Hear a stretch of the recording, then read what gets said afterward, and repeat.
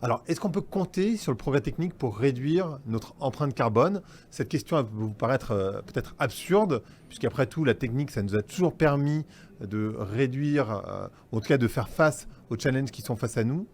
Et pourtant, en même temps, quand on regarde, la technique, c'est ce qui nous a permis de faire cette révolution industrielle au 19e siècle, et donc de générer cette situation dans laquelle on est aujourd'hui de pollution très importante, ce qui nous permet d'arriver aujourd'hui dans une situation d'anthropocène, c'est-à-dire une situation dans laquelle on est dans l'ère des hommes. Donc l'homme façonne l'environnement dans lequel il vit.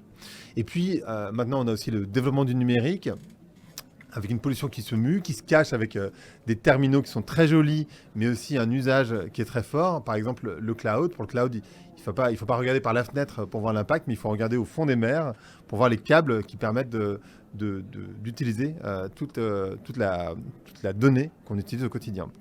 Alors, où est-ce qu'on en est aujourd'hui? Le climat, il s'est déjà réchauffé, en réalité. C'est la première conclusion du dernier rapport du GIEC, le 6e, qui est paru en mars dernier. D'après ce rapport, en 2030, la température sur Terre aura augmenté déjà de 1,5 degré. C'est un chiffre qui peut vous paraître peut-être abstrait. Dans ce cas-là, il faut revenir à son corps, se dire que notre corps il est à 37,2. Si vous êtes à 39 degrés, donc 1,5 degré de plus, vous voyez bien que vous êtes malade. Et si on ne fait rien, le GIEC estime que d'ici 2100, on sera à un réchauffement de 3 degrés. Donc pour notre corps humain, 41 degrés. Et vous voyez à peu près où ça nous mène. Donc on est dans une véritable course à la montre. Et évidemment, les émissions de CO2, c'est vraiment le nerf de la guerre. C'est là où on doit le plus travailler. Et il y a des solutions concrètes qui commencent à émerger. On va y revenir. Et pour autant, le rapport souligne qu'il faut vraiment aller de plus en plus vite parce qu'il est encore temps d'agir et que chaque dixième de degré, en réalité, compte. Alors, quelles sont les clés et les leviers pour y parvenir? Est-ce qu'on peut espérer faire mieux tout en émettant moins? Est-ce qu'on peut compter sur le progrès technique pour diminuer nos émissions de CO2? C'est exactement le sujet dont on va parler aujourd'hui avec 4 invités.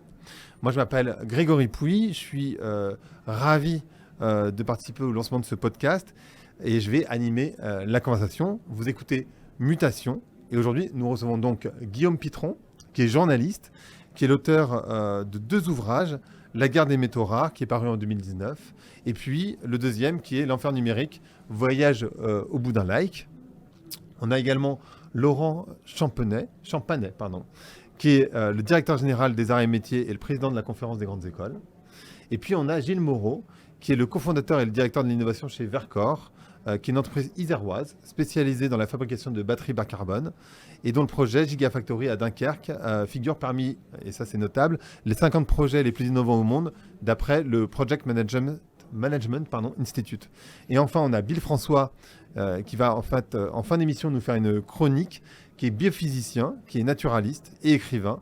Et donc, il va nous faire en fin d'émission, une chronique humoristique et précise qui va nous permettre de voir comment on peut s'en sortir. Et ça va s'appeler la synthèse de Bill.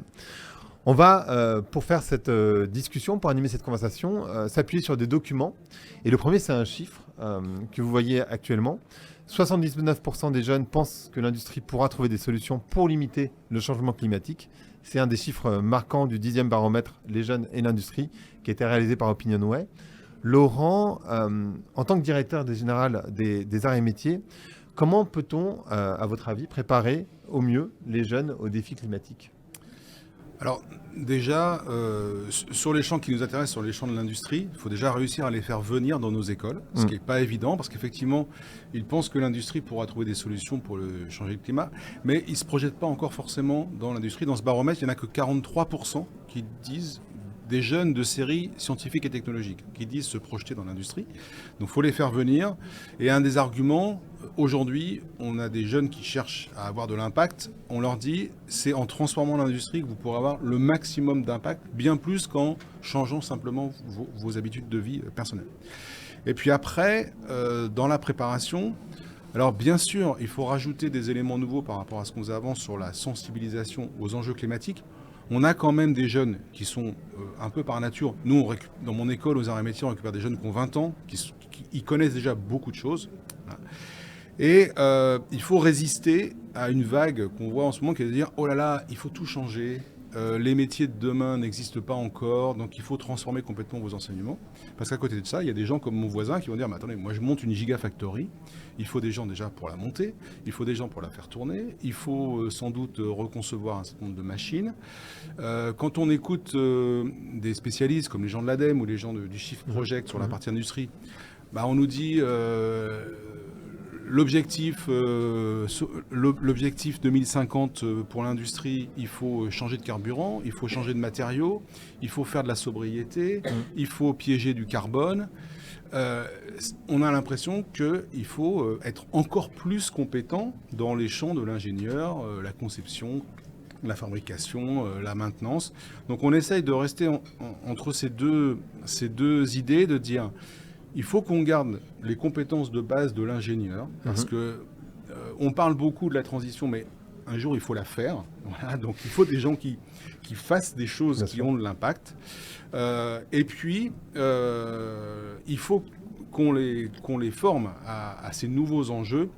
Et donc, nous, chez nous, c'est ce qu'on transforme surtout, c'est les applications qu'on fait. On garde les fondamentaux de formation, on rajoute de la sensibilisation un peu régulièrement, et surtout, on transforme les applications pour amener des sujets d'ingénierie qui sont contraints par des enjeux climatiques, des enjeux de matériaux, des enjeux d'énergie, et ainsi de suite. Parfait. Gilles, on parlait de toi juste avant, justement. En dehors des batteries bas carbone dont on va parler ensemble ensuite, est-ce que toi, tu as vu des innovations qui peuvent te paraître prometteuses pour réduire efficacement nos émissions de CO2 ? Alors, il y a des tas d'innovations qui sont prometteuses. Alors, le problème des innovations, peut-être que Guillaume il en parlera tout à l'heure aussi, mais aujourd'hui, il y en a qui sont au niveau du laboratoire et on n'est pas encore tout à fait, comme le disait Laurent, au niveau industriel. Donc, ce qu'on fait, nous, aujourd'hui, c'est avant tout se remettre à niveau, entre guillemets, sur l'écosystème français. Donc, avoir accès à la fois à la fabrication des batteries, des cellules elles-mêmes, à la fabrication des véhicules électriques, et puis avant ça, la fabrication des métaux, le raffinage, etc. Donc on a tout un sujet avant l'innovation de remettre en route une industrie. Alors ça me paraît très clair avec le chiffre que partage Laurent, et puis les différents besoins qu'on voit aujourd'hui dans l'écosystème français. L'industrie a été un peu mise à mal. Alors, je ne sais pas si on peut le dire comme ça. Les 15 dernières années, il y a eu un grand engouement pour le digital qui a créé plein d'emplois. Néanmoins, aujourd'hui, on a un vrai besoin du retour sur du physique.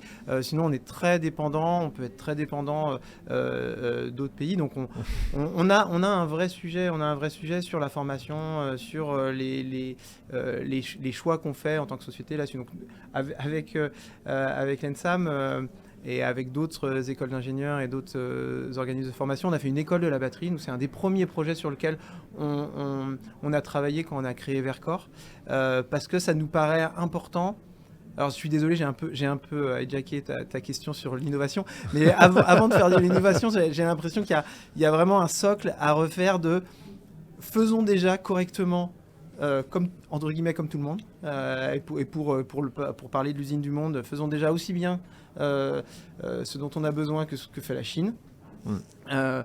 On aura moins de transport si on le fait nous. On aura plus d'emplois. On évitera peut-être du dumping social et environnemental.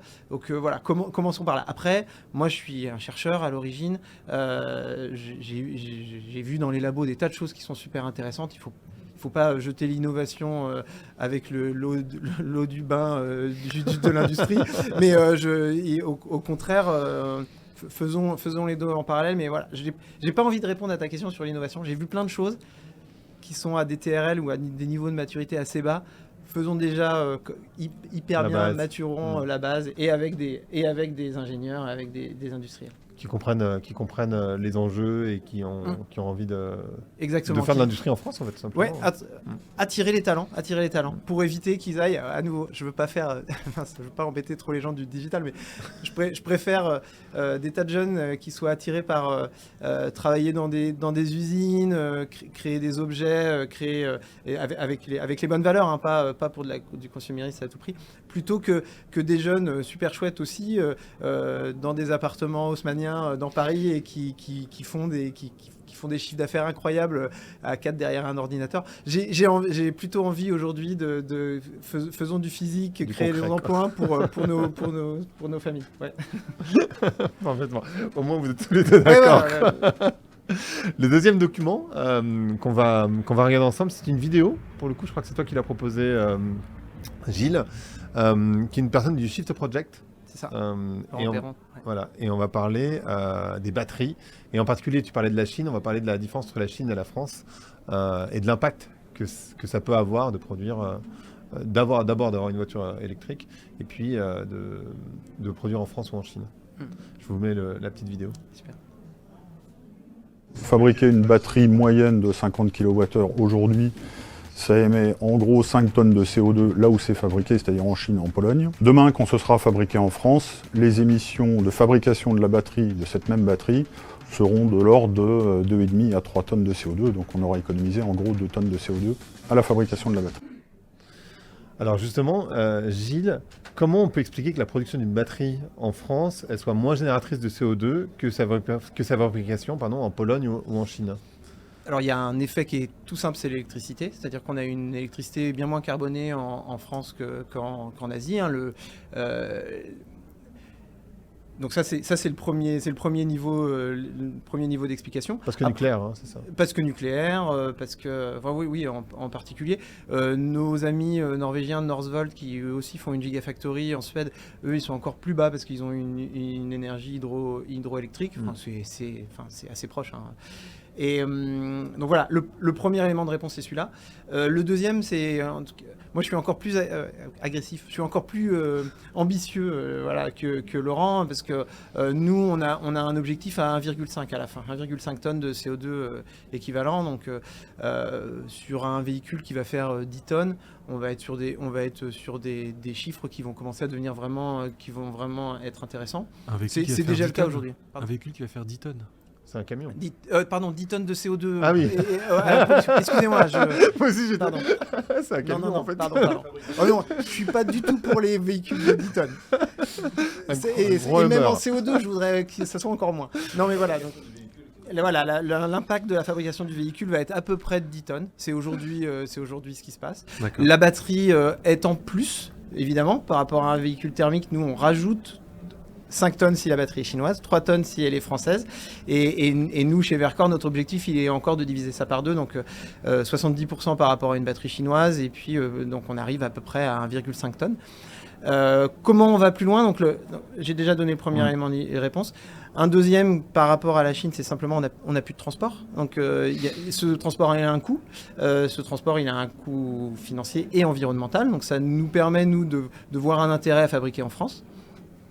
Et après, on va aller plus loin. On travaille sur le recyclage. J'ai eu l'opportunité de faire une présentation juste avant donc pour BPI sur ce sujet du recyclage avec Mekaware et MTB, des partenaires avec qui on travaille sur un projet d'innovation pour le coup. Et puis après, il y a un troisième élément qui, moi, me tient énormément à cœur, c'est de ramener le raffinage en France plutôt que le faire là aussi en Asie. Pour les mêmes raisons, c'est-à-dire que le raffinage ça consomme beaucoup d'énergie. Si évidemment on le raffine sur une énergie qui est moins carbonée, on va avoir un impact important. Donc le recyclage, un raffinage sur une énergie bas carbone, une fabrication sur une énergie bas carbone, et puis ensuite un transport ou en tout cas rester dans le même écosystème, raccourcir les boucles, voilà, nous ça nous paraît important. Et ça fait partie de ce qu'on avait mis dès le début en créant Verkor dans nos 4 piliers de développement durable. De la formation, pour moi c'est du développement durable, on en a parlé juste avant.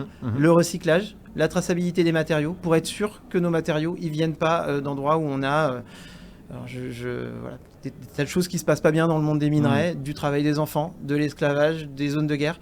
Donc tout ça, évidemment, la traçabilité, ça nous permet de l'éviter. Et puis le dernier, c'est l'impact carbone, et ça, on en a déjà parlé. Donc voilà, c'est vraiment ces 4 piliers-là qui nous paraissent fondamentaux pour arriver à ce résultat. Parfait, merci. Alors Guillaume, toi, vous vous intéressez à l'exploitation des métaux rares qui sont nécessaires à la fabrication de ces batteries. Et donc, par définition, c'est une activité qui est polluante en elle-même. Comment on peut réduire cette pollution? Est-ce que c'est même possible? D'abord, effectivement, ça a un impact, et ça a d'autant plus d'impact que ça se passe dans des pays qui ont des réglementations moins strictes que les nôtres, ou dont les réglementations sont moins appliquées, bien qu'elles existent quand elles existent. Les réglementations chinoises existent, mais au fin fond de la Chine, les gens, dans les mines de graphite notamment, où on extrait du graphite pour les batteries des voitures électriques, le dicton c'est les montagnes sont hautes et l'empereur est loin. Donc en gros, vous pouvez faire ce que vous voulez à Pékin en termes de réglementation, nous après on en fait notre affaire. Bien sûr. Donc effectivement, tout ça a un impact. Baisser cet impact, ça a été parfaitement dit par Gilles Moreau. Relocaliser la production minière, et relocaliser également le raffinage. C'est d'ailleurs l'enjeu d'une récente proposition de la Commission européenne il y a 2 ou 3 semaines, qu'à l'horizon 2030, 40% des ressources critiques de la transition énergétique soient raffinées sur le territoire des 27 pays de l'Union européenne. Je ne suis pas sûr que ce soit réalisable, mais en tout cas, c'est un objectif qui est intéressant.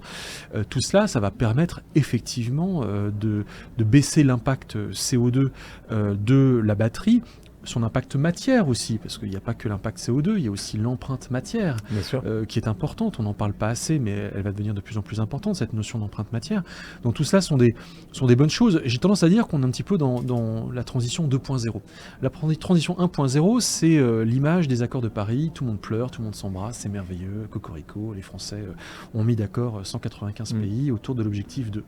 Sauf que dans les 29 pages de l'accord de Paris, il n'y a pas un mot sur les métaux. Or, on ne fait pas les accords de Paris sans les métaux. La transition 2.0, c'est celle peut-être de la COP27, Sharm el-Sheikh, où tiens, tout d'un coup, est-ce que vous pourriez intervenir, monsieur, s'il vous plaît, sur la question des métaux Bon, c'est pas dans l'amphithéâtre principal, c'est dans une toute petite pièce par une porte dérobée, mais enfin bon, on commence à évoquer ce sujet-là, et la transition 2.0, c'est précisément ce qui se passe autour de cette table, c'est comment produisons-nous, nous, Français, avec quelles normes ESG au niveau de la mine, et puis si on va chercher ces minerais dans des pays autres que la Chine, lesquels? Et puis on va faire du friendshoring, comme dit Yannette Helen aux États-Unis. Et dans ce cas-là, avec quelles normes? Et puis le mix électrique pour la production de tout ça, quel sera-t-il? Et donc tout cela, c'est effectivement comment est-ce qu'on aligne les grandes proclamations d'il y a maintenant 8 ans avec les actes. Et là, on est en train d'entrer dans le dur, avec vraiment des réglementations qui sont ambitieuses au niveau de la Commission européenne, qui sont poussées, avec cet objectif que je viens d'évoquer, notamment de raffinage sur le sol européen, mais également de recyclage. Il y a la batterie, le règlement batterie qui vient de passer, qui dit qu'à l'horizon 2030, il faut non seulement qu'on recycle, mais qu'en plus qu'on réemploie ce que l'on a recyclé, puisque les batteries devront... alors je parle sous le contrôle de Gilles Moreau, mais à l'horizon 2030, je crois que c'est entre 5, 10, 15, 20% du nickel, cobalt, lithium qui sont contenus dans les batteries qui devront être issus du recyclage, donc qui auront dû être recyclés et réemployés. Donc tout cela, c'est la transition 2.0, c'est comment est-ce qu'on aligne les proclamations avec les actes et comment est-ce que réalité on rentre vraiment dans le dur de cette transition pour la faire rimer avec durabilité, responsabilité, solidarité, recyclabilité, peut-être sobriété. Et alors justement, puisque tu parles de recyclage des métaux rares, on va parler de numérique. Et une des problématiques du numérique, c'est évidemment l'impossibilité de recycler les métaux rares qui sont dans les terminaux. Et c'est compliqué effectivement de parler d'émissions CO2 si on ne parle pas du poids du numérique. Pour rappel, si Internet c'était un pays, ce serait le 3e plus grand consommateur d'électricité derrière la Chine et les États-Unis.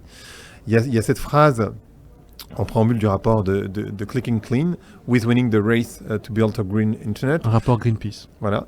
Qui est les infrastructures d'Internet sont en passe de devenir la plus grande infrastructure jamais construite par l'espèce. Guillaume, donc il y a un document qui est lié. Oups. Voilà, je vous mets la petite citation, pardon. Guillaume, c'est quoi aujourd'hui le parcours d'un commentaire sur Facebook et pourquoi c'est pas anodin ? D'abord, ce qu'il faut savoir, c'est que tout ce que nous faisons aujourd'hui et toute industrie se double d'une dimension qui est numérique. Et donc, à la couche technologique actuelle de nos industries, quelle qu'elle soit, par exemple la couche technologique ou l'addition de couches technologiques pour fabriquer une voiture, s'ajoute, et c'est vrai pour n'importe quelle industrie, une couche logicielle supplémentaire, une couche technologique qui est le numérique. Tout est numérisé. Je marche, je suis numérisé. J'ai mon téléphone dans la poche. Donc en fait, je suis aussi présent dans le data center dans lequel ma donnée de géolocalisation est stockée. Et donc ça vaut également pour toute industrie. Donc on est en train... Alors le numérique, c'est très bien, hein, ça permet de dématérialiser, puis je vais répondre à ta question.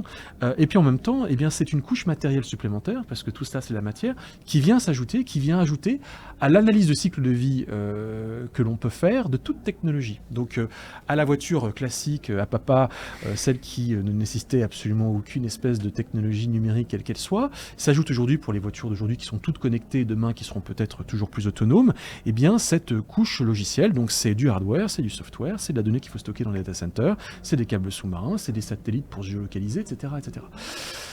Et donc il va falloir que l'on inclue dans l'ACV de toutes les voitures de demain cette couche supplémentaire-là. Il va falloir que le monde du véhicule intègre que la donnée qui est produite par le véhicule connecté, ça rentre dans le calcul de ses émissions de CO2 à lui. Sûr. Pas du data center ou de Amazon Web Services qui stocke la donnée, non, de l'automobiliste. Et ça, on n'a pas encore fait cette bascule-là. Donc il y a un gain évident de connecter la voiture, qui est que la navigation assistée permet de changer moins les vitesses, d'économiser jusqu'à 15% de carburant. Donc ça, c'est très bien. Et puis il y a aussi en contrepoint ce supplément matière, ce supplément énergie, et il va falloir qu'on le calcule. Il va falloir qu'on le calcule parce que si je vous envoie un message, 10 000 km nous séparent. Si je même si on est côte-côte. Profil sur Facebook ou autre, en fait, de vous à moi, il n'y a pas 2,50 m, mais il y a d'abord il y a l'antenne 4G, il y a le routeur, il y a les locaux techniques de l'opérateur, il y a les câbles terrestres, puis les câbles sous-marins parce que ça va partir aux États-Unis dans la plupart des cas. Donc la donnée va aller jusqu'aux États-Unis, elle va revenir. Peut-être que demain elle passera davantage par des satellites. Ce qui fait dire à Greenpeace, c'est la citation: Internet est en passe de devenir la plus grande infrastructure construite par l'espèce humaine depuis son origine, c'est de la matière supplémentaire qui nous fait bien prendre conscience que rien n'est virtuel. Absolument rien, que tout est très matériel, que croire à la dématérialisation, c'est déjà un immense danger, ne serait-ce que d'y croire, parce que ça nous tient à l'écart de ce qui me paraît être une réalité indiscutable, qu'un monde dématérialisé, virtuel, sera un monde très matériel et très matérialiste. Laurent, je me tourne vers vous. Parce que d'un autre côté, pour l'industrie, le développement de tous ces objets connectés, c'est aussi ce qui permet la réindustrialisation dans des pays comme la France. Et dans ce cas-là, on pourrait se dire que c'est plutôt une bonne nouvelle pour réduire les émissions. Alors j'aimerais bien avoir votre point de vue entre le discours de Guillaume et puis vous, le vôtre, sur la réindustrialisation française. Non, c'est plutôt une bonne nouvelle, parce que comme il l'a dit, c'est vrai qu'on voit souvent la dimension dématérialisée, et on se dit, de toute façon, la France a perdu la course, et c'est ailleurs. Effectivement, les objets connectés, c'est beaucoup d'infrastructures qui sont physiquement présentes en France, et qu'il faut concevoir, qu'il faut produire, qu'il faut installer, qu'il faut maintenir. Donc oui, c'est une bonne nouvelle. Je suis tout à fait d'accord avec Guillaume sur le fait qu'il faut absolument maîtriser l'impact de cette infrastructure-là et de tout le fonctionnement de la dimension numérique. Moi, il y a un terme qu'on utilise de plus en plus et que j'adore, qui est le terme de jumeau numérique. C'est-à-dire qu'effectivement, dans tout ce qu'on fait, on a le physique autour de nous, puis on a la dimension numérique. Et comme il l'a dit, on évolue tous avec ça en permanence.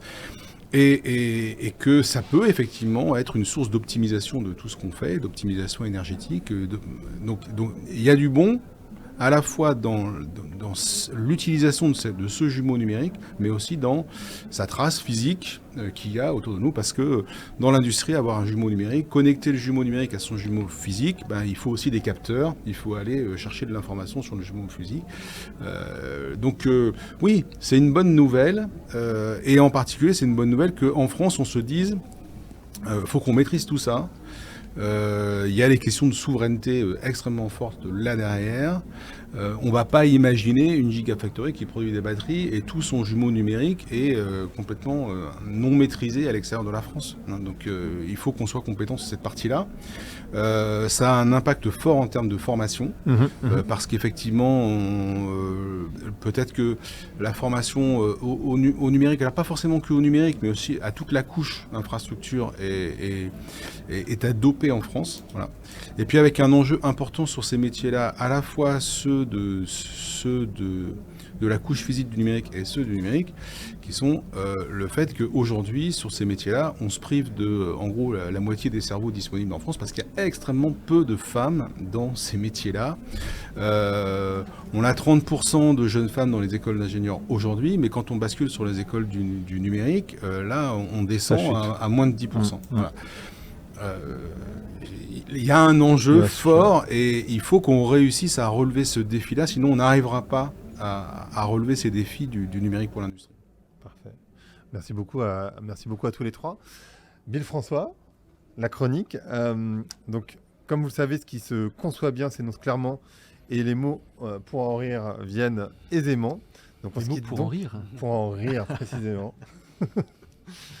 On se quitte donc avec la synthèse de Bill. Bonjour. Alors, compter sur le progrès technique pour réduire les émissions de CO2, est-ce une bonne ou une mauvaise idée? En tout cas, selon les jeunes, 79% d'entre eux pensent que oui, c'est une bonne idée. La technologie trouvera une solution pour nous sauver du réchauffement climatique. 79% des jeunes pensent ça, mais selon un autre sondage, quand on demande à ces mêmes jeunes quel est le métier qu'ils souhaitent faire, dont ils rêvent le plus de faire à l'avenir, eh bien aux États-Unis, la majeure partie d'entre eux répondent influenceurs. En France, c'est pilote d'avion, c'est pas beaucoup plus écologique. Donc, en bref, la science, la technologie trouvera une solution pour nous protéger du réchauffement climatique, mais toute seule, comme une grande. Elle se débrouille, ChatGPT a qu'à demander à Siri ou à Alexa, et puis voilà. Et d'ailleurs, les gouvernements les suivent bien sur cette idée. La science n'a qu'à se débrouiller. On a quand même eu un plan très très ambitieux cette année. Le CNRS a ouvert 3 postes en écologie. Il y a d'autres priorités que sauver l'avenir. Si Zelensky avait fait preuve du même pragmatisme économique et du même sens des priorités au moment où Poutine envahissait l'Ukraine, avec 3 soldats pour protéger son pays, je pense que ça aurait eu énormément de succès aussi. Vive le réalisme en politique. Alors, Laurent Champanet nous offre quand même une solution pour éviter ce problème de désertion de la technologie et de l'industrie, c'est d'utiliser nos ingénieurs. Oui, on a plein d'ingénieurs qui savent faire des choses super, on n'a qu'à les recycler pour leur faire des choses utiles. Donc au lieu de leur faire concevoir des brosses à dents à ultrasons ou des thermomix connectés qui vous donnent en temps réel sur votre smartphone le degré de cuisson de votre quinoa, et non, ils ne me sponsorisent pas pour vous dire ça, au lieu de leur faire ce genre de choses, on n'a qu'à les faire bosser à des choses utiles pour régler les problèmes de réchauffement climatique, d'émissions de CO2, et on sera sauvé. C'est vrai que ça peut très bien marcher, c'est une très bonne idée. D'ailleurs, tant qu'à être là, je souhaitais quand même suggérer à Laurent Champanet, puisque c'est lui qui forme les ingénieurs de demain, de leur dire à ces ingénieurs de demain d'inventer des choses pour lesquelles nous, le peuple, on a vraiment un besoin. Par exemple, on aimerait bien que la flèche du GPS tourne en même temps que la voiture quand on est sur un rond-point. Parce que non, une fois qu'on a déjà fait 3 tours, sortez à la première sortie, ça ne veut plus rien dire. Ça éviterait des violences conjugales. On aimerait bien aussi que les boutons du micro-ondes dont on ignore l'utilité, c'est-à-dire 90% d'entre eux, soient supprimés. Ou alors, à la rigueur, que leur usage soit explicitement mentionné au moyen d'un pictogramme clair, et pas comme c'est le cas actuellement avec une sorte de hiéroglyphe cunéiforme qui nous donne l'impression d'être aux commandes d'un vaisseau spatial d'une civilisation extraterrestre dès qu'on veut décongeler une barquette Picard. Enfin, de toute façon, avec le réchauffement climatique, il y aura bientôt plus besoin de décongeler les barquettes Picard. En plus, il y a des pistes au niveau technologie pour nous sauver, pour se tirer d'affaire. Il y a des pistes, Gilles Moreau nous l'a dit, des super projets technologiques comme les batteries électriques de voitures électriques. Parce qu'apparemment, pour les batteries de trottinettes électriques, c'est mal barré. Les franciliens ont voté à 90% contre hier soir. Donc, batterie de voitures électriques, ça, il y a des choses à faire. Et on voit, c'est très intéressant, que quand elle est construite en France, au lieu d'être construite en Chine, elle émet 2 fois moins de CO2, la fabrication de cette batterie. C'est quand même motivant de se dire que pour un même progrès technique, on peut avoir différentes approches, dont certaines qui permettent de diviser par 2 les émissions de CO2. Il suffit de faire les bons choix. Il suffit d'appliquer la bonne politique, ça c'est motivant. C'est le cas depuis toujours d'ailleurs, depuis l'invention du silex taillé, on avait d'un côté des silex taillés made in France qui permettaient de faire des jolies gravures sur les murs de la grotte de Lascaux, et de l'autre des silex taillés made in China, produits en masse pour faire la guerre avec, et pour asservir des peuples entiers de Ouïghours et les forcer à travailler à la chaîne pour fabriquer des smartphones Huawei avec des emojis tout pourris et des appareils photo de selfie de mauvaise qualité. D'ailleurs, à propos de selfie, vous pensez que quand vous prenez un selfie, ça va sur le cloud et ça disparaît comme ça? Et bien ce cloud, en fait, c'est bien un nuage, mais un gros nuage noir de pollution dégueulasse. Imaginez si vous deviez stocker quelque part tout ce que vous mettez sur Internet. Le commentaire répondu un jour à un hater sur Twitter, le groupe WhatsApp crémaillère de Stéphanie qui date de 2015 et sur lequel Dédé envoie chaque année un bonne année pour le 1er janvier. Cette photo de toast à l'avocat que vous avez prise mais dont vous ne vous souvenez même plus, imaginez si on devait stocker tout ça, ça prendrait beaucoup de place. Eh bien, c'est le cas, en fait, c'est stocké quelque part, pas chez vous, mais dans des câbles, des data centers, et Guillaume Pitron nous l'a expliqué. De fait, ça prend beaucoup de place, ça pollue énormément, c'est absolument terrible l'impact du numérique, l'impact carbone. Pour réactualiser la phrase de feu Jacques Chirac, notre maison brûle et nous nous prenons en selfie avec. Il nous a même raconté le voyage d'un message sur Messenger, c'est absolument effroyable. Donc l'emoji crotte que vous aviez envoyé à votre ex un jour où vous étiez bourré, elle n'est pas arrivée directement dans son téléphone, non, elle a fait 10 000 km à travers des câbles sous-marins, des satellites dans l'espace, des data centers au Canada, et après tout ce long voyage, elle est arrivée après avoir eu un bilan carbone absolument désastreux sur son écran, tout ça pour s'afficher sous forme de petits carrés blancs avec un point d'interrogation à l'intérieur, parce qu'en plus, elle possède un Huawei. Enfin bref, c'est extrêmement polluant. Aussi, ça consomme des métaux, tout ça, donc c'est quand même très concret, les métaux. Et le problème des métaux, en plus, c'est qu'on n'en a pas infiniment. Donc si on essaye de produire toujours plus de choses qui consomment des métaux, un jour, on n'aura plus de métaux. C'est peut-être d'ailleurs ça, un des problèmes principaux. On parle beaucoup du progrès technique. Est-ce qu'il est bon? Est-ce qu'il est mauvais? Le souci, c'est peut-être plutôt la croissance. Il n'y a pas besoin d'être un immense physicien pour comprendre que quelque chose qui croît infiniment, c'est toujours voué à l'échec au bout d'un moment, surtout sur une planète dont la surface et les ressources sont totalement finies. Alors, on a le choix, soit on va dans l'espace avec l'emoji crotte qu'on a envoyé sur le satellite et on tente de coloniser d'autres planètes, mais pour l'instant, ça n'a pas l'air vraiment parti pour. Soit il va falloir peut-être repenser ces idées de croissance pour que le progrès technique ait des bons objectifs et nous aide enfin à réduire les émissions de CO2.